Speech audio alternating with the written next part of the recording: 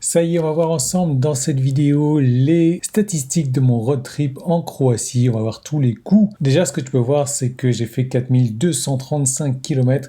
J'ai consommé au total 610 kWh, 144 de moyenne. Donc avant qu'on rentre dans le vif du sujet, tu t'abonnes bien entendu parce que vous êtes plus de 80% à regarder les vidéos sans être abonné et c'est vraiment important pour la chaîne, pour la faire connaître, pour lui donner un peu plus de poids. Donc tu t'abonnes, tu actives les notifications également. Un pouce en haut si ça peut te faire plaisir, moi ça sera le cas, et un commentaire.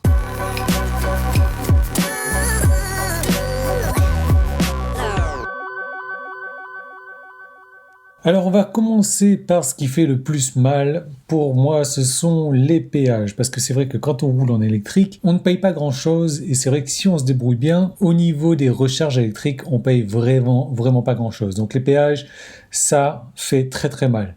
J'ai payé 247 € de péage, plus de 247 € pour ces 4235 km, ce qui fait 5,84 €. Alors je te vois venir tout de suite et me dire 5,84 € pour 100 km, c'est pas énorme. Sauf que, comme tu l'as vu certainement dans ma dernière vidéo, les 600 derniers kilomètres que j'ai fait pour rentrer, ça m'a coûté 125 €. C'est-à-dire 600 km m'ont bouffé la moitié du budget péage. Je te laisse deviner que c'est les 600 premiers kilomètres aussi qui m'ont bouffé l'autre moitié. Pourquoi ? Parce que je me suis vraiment déplacé sans péage. Tout ce qui est Croatie, Slovénie, il y a des péages, il y a moyen de se déplacer sans péage et tu perds pas forcément beaucoup de temps sur les trajets. Donc franchement, c'est la France qui m'a bien niqué sur les péages. C'est ce tunnel de Fréjus. J'en reviens toujours pas. Et dire que je vais repasser par là encore dans quelques jours. Et ça sera à suivre dans les prochaines vidéos, bien entendu. Tu t'abonnes pour suivre ça. Ensuite, j'ai rechargé à des superchargeurs et j'ai rechargé donc pour 149 kW à un prix moyen de 40 centimes du kilowattheure, ce qui m'a fait un total de 60,27 € et j'ai roulé avec ça, donc 1035 km, ce qui revient à peu près à 5,82 € pour 100 km. Et là, tu vas me dire, ça fait beaucoup en électrique. Et effectivement, de toute manière, ce sont des superchargeurs, hein, c'est là pour dépanner, tu ne vas pas te charger avec des superchargeurs tout le temps non plus, sinon ça reviendra vite très cher. Le reste des charges, je l'ai fait en charge gratuite et là pour 461 kWh. Donc c'est mes revenus à 0 €, total 0 € et j'ai roulé avec ça donc 3200 km. Et ça je l'ai fait sur le réseau Helen et je t'en reparle un petit peu tout à l'heure, j'en ai fait beaucoup de vidéos là-dessus. Le réseau Helen en Croatie c'est vraiment génial parce que tu as des bornes 50 kWh qui sont vraiment pas prises parce qu'il y a très peu de véhicules électriques en Croatie. Elles sont gratuites. Sinon, je me suis rechargé plusieurs fois à Vérone. Donc, pareil, tu as des applications. L'application de la ville Vérone qui te permet de recharger gratuitement sur les bornes. Et après, par-ci, par-là, dans les centres commerciaux et autres, je laissais la voiture pour aller faire les courses ou pour aller déjeuner. Et ça marchait très bien comme ça. Donc, tu vois quand même que un tiers de mes recharges ont été gratuites. J'aurais pu le faire autrement, bien entendu, en prenant un peu plus mon temps pour éviter les supercharges et pour ne rien payer du tout.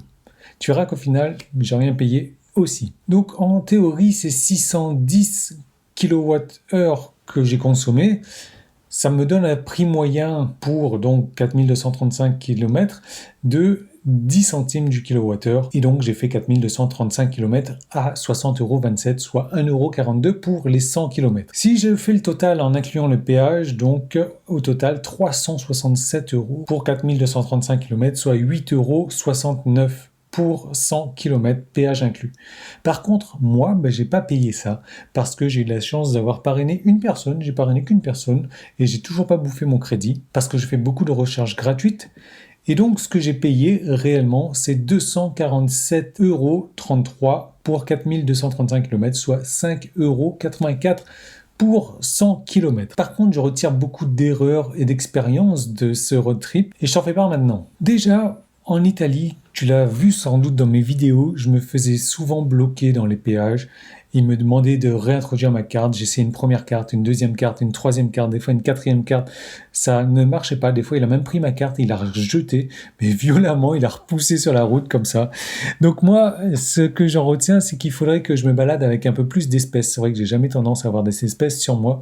Donc il faudrait que j'en ai. Ou alors que j'active l'option de mon badge autoroute pour l'Italie. Ça me permettrait déjà de ne pas faire la queue au péage parce que beaucoup de gens vont payer en carte bancaire en Italie. Dans les grosses stations de péage, ils ont que 2 guichets dédiés à paiement par carte ou en espèces, donc du coup ça fait une queue énorme. Et je pense que c'est ce que je vais privilégier pour la prochaine fois, le badge directement pour aller en Italie. Et je sais pas pour quelle raison il a refusé toutes ces cartes bancaires là, c'est vraiment un mystère pour moi, mais ouais. J'en retiens une grosse leçon d'avoir des espèces. Deuxième chose, c'est de contrôler les ZTL en Italie. Les ZTL, c'est les zones à trafic limité. Et là, ce sont dans les villes en Italie, en règle générale. Tu en as beaucoup, c'est généralement le centre-ville.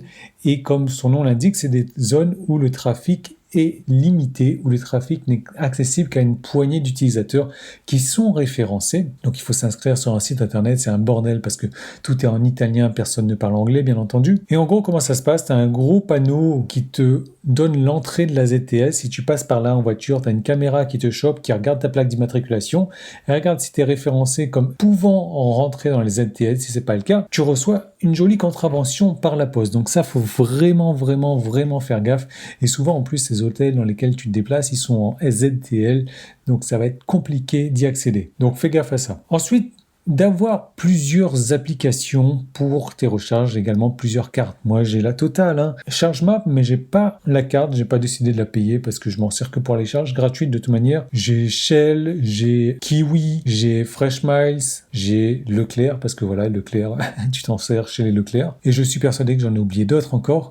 Mais surtout, j'ai utilisé l'application Helen en Croatie qui me donnait accès charge rapide, 50 kWh, gratuitement. Idem à Vérone, c'est des charges 11 kWh qui étaient complètement gratuites aussi, donc faut pas hésiter à faire un petit peu de recherche au préalable, voir comment on peut se recharger gratuitement et à télécharger les applications. Moi, ça m'a rien coûté, c'est gratuit. En plus, l'application Helen, il n'y a pas besoin de carte, tu actives avec ton téléphone, donc c'est vraiment génial. Ça aussi, tu l'as vu souvent dans mes dernières vidéos, Waze, c'est tellement important. Moi, je faisais confiance aveuglément dans le GPS de Tesla et je me suis rendu compte que en allumant Waze, déjà Waze me trouvait des routes bien plus rapides, alors que le GPS de Tesla, je l'ai paramétré pour changer d'itinéraire. Dès lors qu'on peut gagner 1 minute, avec Waze, je gagnais 10 minutes, un quart d'heure, des fois 1 heure, et le GPS de Tesla ne me faisait pas changer d'itinéraire. Donc ça, vraiment, c'est une grosse perte de temps avec le GPS de Tesla, sans compter que le GPS de Tesla aurait pu me faire avoir des PV, parce que franchement, il n'y connaît rien, mais rien du tout, sur les vitesses limites. Des fois, il va m'afficher un 90 alors que c'est limité à 130. Des fois, il m'affiche un 90 alors que c'est limité à 50. Et il m'a même fait rouler à 10 km/h une portion de la route. C'est vraiment du grand n'importe quoi. Alors qu'il s'appuie sur le GPS de Google. Google connaît les vitesses. Waze appartient à Google. Donc, je ne vois pas pourquoi est-ce qu'il n'utilise pas les données de Waze qui appartiennent à Google alors qu'il utilise déjà les données Google. C'est vraiment une incompréhension totale de ma part, c'était un gros coup de gueule aussi dans cette vidéo. Et a priori, je ne suis pas le seul à avoir dépisté ça. Et franchement, aujourd'hui, je ne me déplace qu'avec Waze. J'ai Waze qui est ouvert en parallèle, chose que je ne faisais jamais avant. Et aujourd'hui, je ne peux plus m'en passer. Si toi, tu as trop de points sur ton permis et que tu veux en perdre, dans ce cas-là, n'utilise pas Waze et fais confiance aveuglément à Tesla. Ensuite, à BRP, j'ai pas arrêté de faire les louanges d'APRP, mais c'est tellement un outil puissant. Tesla, c'est génial, c'est très conservateur, j'adore ça. Mais des fois, il te fait faire un détour pour recharger alors que la charge n'est pas utile. Donc du coup, tu perds 1 heure de route et c'est ce qu'il voulait me faire faire, c'est ça. Je vais me faire perdre 1 heure de route, me faire passer sur une autoroute slovène où je n'avais pas le droit de passer, donc je me serais payé un PV, me faire rouler à des vitesses qui ne sont pas autorisées non plus, et me faire passer par un superchargeur pour recharger et pour payer. Finalement, j'ai suivi l'itinéraire de Waze et j'ai économisé 1 heure, j'ai économisé des PV, j'ai économisé de l'argent du chargeur et j'ai économisé le PV d'excès de vitesse éventuel et le PV de l'autoroute en Slovénie. Voilà, Slovénie d'ailleurs. Donc ABRP, c'est vraiment un outil puissant et je ne conçois pas de faire un long trajet aujourd'hui sans cet outil-là.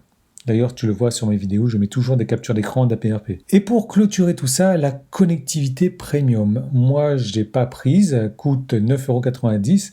C'est vrai qu'en temps normal, j'en ai pas besoin parce que j'ai 70 Go sur mon forfait téléphone. Mais c'est vrai qu'à l'étranger, eh bien, j'ai que 10 Go. Alors par chance, mon forfait s'est renouvelé plus ou moins à la moitié des vacances des 4 semaines, donc ça s'est renouvelé au bout de 2 semaines. Mais regarde-moi ça. J'ai pas fait attention, Moi, je partage la connectivité de mon téléphone avec la voiture. Et tu as vu que le 16 et le 17, en consommation normale, j'écoutais même pas Spotify. De toute manière, Spotify ne consomme pas. J'avais regardé les statistiques, j'avais fait des tests, etc. Ça ne consomme pas. Donc là, vraiment, à mon avis, ce qui se passe, la voiture, elle a sa carte SIM. Et la carte SIM, c'est peut-être pas un truc international non plus, ou alors les forfaits sont limités sur la carte SIM. Et elle se dit, OK, je suis connecté en Wi-Fi et je vais pas me faire chier, je ne vais plus rien envoyer avec ma carte SIM, je vais tout envoyer au travers du Wi-Fi.